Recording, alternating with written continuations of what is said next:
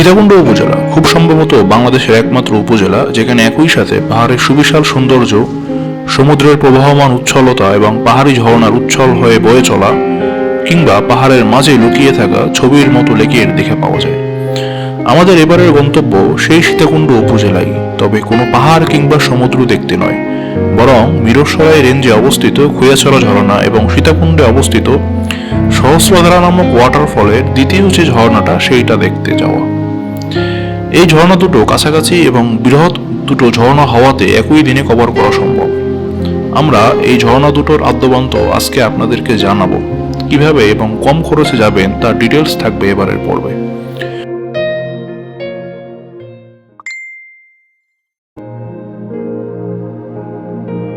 ঢাকা থেকে চট্টগ্রাম যাওয়ার জন্য আপনাকে প্রথমে আসতে হবে সায়দাবাদ বাস টার্মিনাল। এখান থেকেই এসি নন এসি বাস পাবেন অ্যাভেলেবেল। ডাইরেক্ট বাসগুলোতে আপনার ভাড়া নেবে চট্টগ্রামের, কিন্তু লোকালগুলোতে আরও কম দিয়ে মিরসরাই সীতাকুণ্ডে যেতে পারবেন। আমরা বিআরটিসির এসি বাসে উঠে পড়লাম, ভাড়া পড়ছে 400 টাকা। গন্তব্য মিরসরাইয়ের বড় তাকিয়া বাজার। আপনি চাইলে ট্রেনেও যেতে পারেন, এক্ষেত্রে বেটার হবে রাতের লোকাল চট্টগ্রাম মেইলে উঠে পড়া। ওরা ভোরে আপনাকে সীতাকুণ্ড নামিয়ে দিবে, ভাড়া পড়বে 90 থেকে 120 টাকা। রাতের বেলা আপনাকে 20 মিনিটের জন্য যাত্রা ব্রেক করবে কুমিল্লা অথবা ফেনীর কোনো একটা পয়েন্টে। সেখানে আপনি চাইলে ফ্রেশ হয়ে নিতে পারবেন।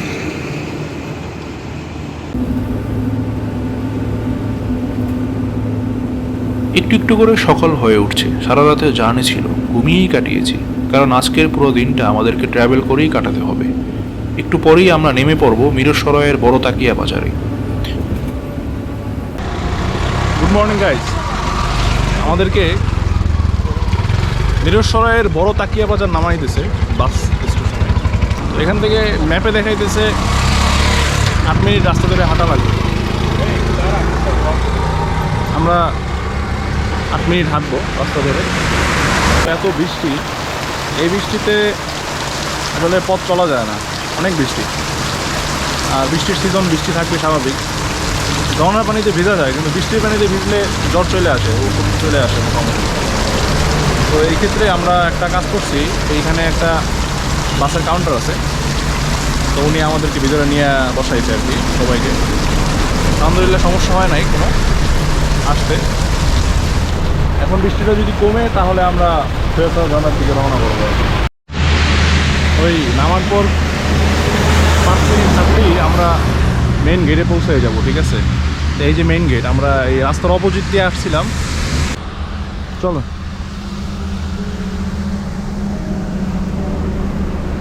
মেইন রাস্তা দিয়ে আমরা সাইড রাস্তায় ঢুকে পড়লাম। বৃষ্টি ফোটায় ফোটায় পড়ছে, কোনো মতেই কমছে না।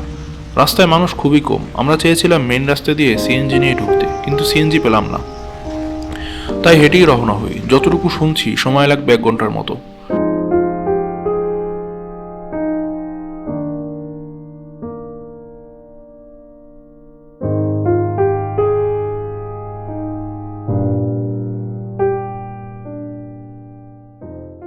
এক গ্রাম থেকে আর এক গ্রামে যাওয়ার যে ছোটো ছোটো রাস্তা, সেরকম একটা রাস্তা দিয়ে আমরা যাচ্ছি। তো দোকানদারের কাছে জিজ্ঞাসা করছিলাম যে আর কতক্ষণ লাগবে। সে বলছে 30 মিনিট। অর্থাৎ আমরা যখন হাঁটা শুরু করছি তারপর থেকে 20 মিনিট হাঁটছি, তারপর জিজ্ঞাসা করছি কতক্ষণ লাগবে, বলে 30 মিনিট। আর ম্যাপ দেখাইতেছে 1 ঘন্টা 8 মিনিট। তো দেখি, ঘুরে ঘুরে 1 ঘন্টাই লাগবে আর কি। হাঁটতে থাকি। চমৎকার পরিবেশ, বৃষ্টি কমে গেছে, সো প্রবলেম নাই। এটা ঢাকা টু চট্টগ্রামের রেলপথ। এখান থেকেই ট্রেন চলে যায় ঝিকঝিক আওয়াজ তুলে দূরে, বহু দূরে। সুন্দর বৃষ্টিছেনাত ওয়েদার। আমরা ট্রেন লাইনে কিছুক্ষণ অবস্থান করলাম। চমৎকার একটা পরিবেশ। পথ এখনো অনেকটাই বাকি আছে। 20 মিনিট তো আমরা হাঁটলাম পাকা রাস্তায়, এরপর 20 মিনিট হাঁটতেছি কাঁচা রাস্তায়। প্রিপারেশন নিয়ে রাখছি, একটা স্লিপ খাবো। আর ওয়েদারটা জোস, চলেন দেখাই।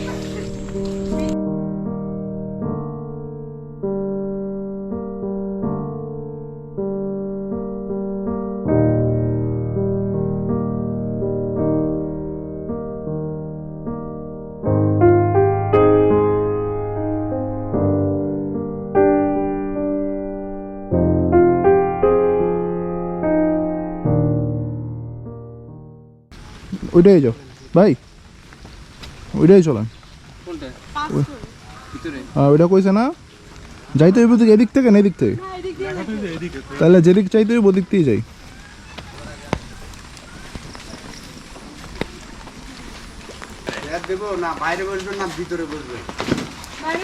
কি খাওয়া তোমরা? কি হও তাইতে দেরি আছে কি?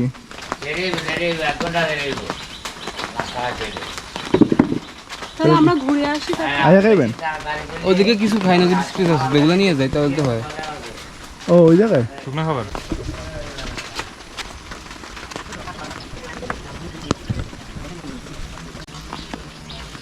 কিছুক্ষণ চলার পরেই আমরা চলে আসলাম এমন একটা লোকারণ্য জায়গাতে।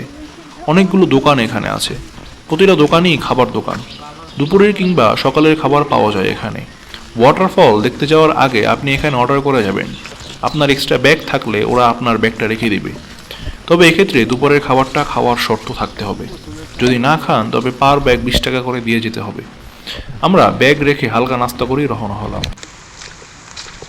গুড়ি গুড়ি বৃষ্টি পড়ছে, কর্দমাক্ত রাস্তা, পথ চলতে বেশ কষ্টই লাগছে। তবে চমৎকার একটা ঝর্ণা দেখবো এই আশায় কষ্টটাকে আপাতত দমিয়ে রাখাটাই ভালো হবে আমাদের জন্য। একটা মসজিদ পাইছি, অবাক লাগতেছে যে এখানে একটা মসজিদ আছে। আমরা এই মসজিদের পাশ গেছে আমরা যাব। বৃষ্টির ব্যাপারটা বুঝতেছি না, পড়তেই আছে। এরকম বৃষ্টিতে তো আসলে হ্যাঁ গুড়ি গুড়ি বৃষ্টিটা একদিক থেকে খারাপ না, ভালোই, ঝর্ণায় পানি পাওয়া যাবে। আর একদিক থেকে যদি একটু বৃষ্টি বেশি হয় তখন কিন্তু ঝর্ণার ফ্লোটা বেড়ে যাবে, তখন সেটা একটা রিস্কি। আর ভাবছিলাম ড্রোন ফ্লাই করব, তো অবস্থা দেখে মনে হইতেছে ড্রোন ফ্লাই করা মনে হয় না সম্ভব হবে আর কি। আমার ধারণা ম্যাক্সিমাম সময় সমুদ্র থেকে যে জলীয় বাষ্পটা হয়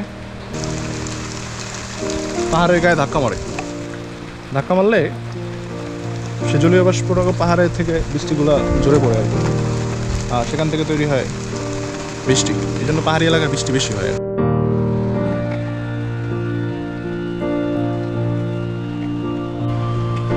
এখানে ক্যাম্পিং করা যাবে।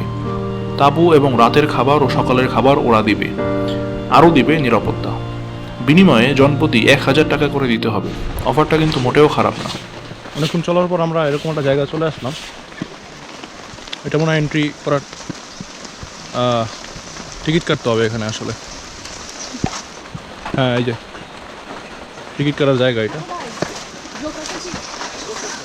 মোটামুটি প্রবেশ টিকিট 20 টাকা জনপ্রতি, আর ফরেনারদের জন্য 55 $5 অলমোস্ট 500 টাকা আর কি। এবার টিকিট কাটতে হবে। টিকিট হলো ইজারা দেওয়া। এই ঝর্ণাটা ইকো রেঞ্জের অন্তর্ভুক্ত। সরকার এটাকে সেফ রাখার জন্য স্থানীয়দের কাছে ইজারা দিয়েছে। টিকিট কেটে আবার আমাদের পথ চলা শুরু। ঝিরির পানির প্রবাহিত শব্দ আর বৃষ্টির মর্মর ধ্বনির ক্লান্তিটা এক নিমেষেই শেষ করে দিল আমাদের। চমৎকার সুন্দর এক প্রাকৃতির মধ্যে দিয়ে যাচ্ছি। টিকিট কাটার পরের রাস্তাটা কিছুটা পাহাড়ি পথ। বেশ কয়েকটা পথ এখান থেকে তৈরি হয়েছে। হালকা ট্রেকিং করতে হচ্ছে, তবে কষ্ট তেমন না। মোটামুটি ভালোই পানির ফ্লো আছে, তো সাবধানে যাইতে হবে এখান থেকে।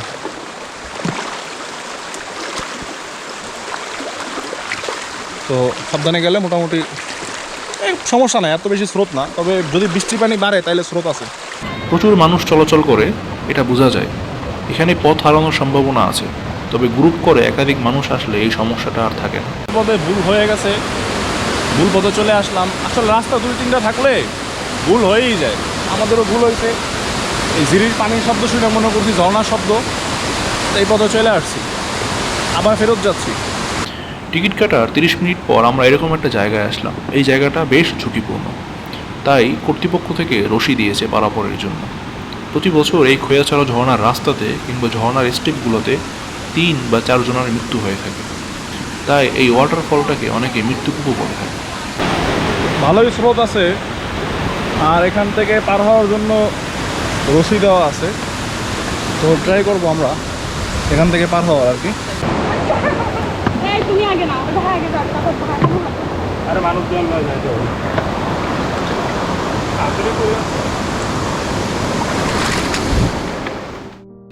বৃষ্টির কারণে প্রচুর পানি বেড়ে গেছে ঝিরিগুলোতে। চলাচলটা তাই সাবধানে করলে ভালো আমাদের জন্য। বেশ চড়াই উতরাই পাড়ি দিয়ে আমরা ঝর্ণাতে পৌঁছালাম। রওনা হবার পর প্রায় 2 ঘন্টা লাগছে এই ঝর্ণাতে আসতে। এটাই ঝর্ণার প্রথম স্টেপ, এরকম আরও 9টা স্টেপ উপরে আছে। আজকে আমরা প্রথম স্টেপ থেকেই ফিরে যাব। এখন ঝর্ণাকে আমরা উপভোগ করি। আজ এই পর্যন্তই থাকুক। ধন্যবাদ সবাইকে।